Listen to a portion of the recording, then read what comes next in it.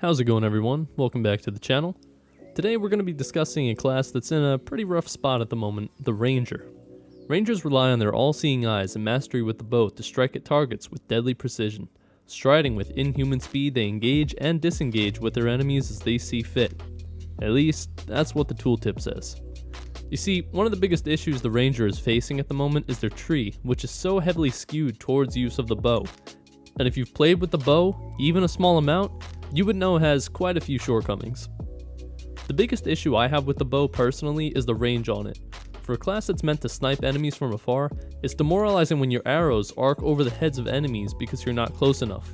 Pair that with the fact the attack speed is a little less to be desired compared with the melee weapons, the Ranger can find themselves in very uncomfortable situations. All that said, I was able to come up with a build that can take you to endgame and kill Fenrir. Now I'll say that you are going to be reliant on using a sword as well, but if you can grab a decent bow with explosive arrows, expect to do lots of damage when it comes time to kill the ferocious puppy dog. To start, when you pick the Ranger, you'll gain the passive Uller's Step.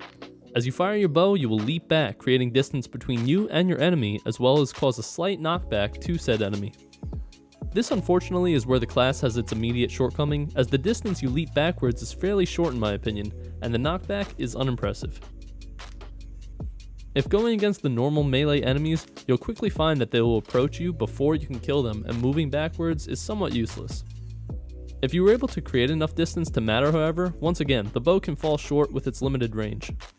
Next, we'll be taking Haunting Feat 1 for the plus 10% increased movement speed. It's at this point that you should really be playing the class as a pseudo-hunter build and rely more on the mobility of the class than anything else. We'll quickly work our way down the tree, however, to get Slowpoke, which will slow enemies down with melee attacks, Bow Mastery 1, and finally our first viable offensive node, Sword Mastery 1. At this point, you should have crafted a decent sword. I suggest the Sigyn's Blade, which you can upgrade along the way. A tier 3 Sigyn's Blade will be more than enough for Fenrir. However, I completed it with only a tier 2, so there's not much pressure. The last mandatory perk I would grab with this build is Dark Embrace 1 for the extra 20% dark efficiency, and the rest will be very dependent on how you want to play your Ranger.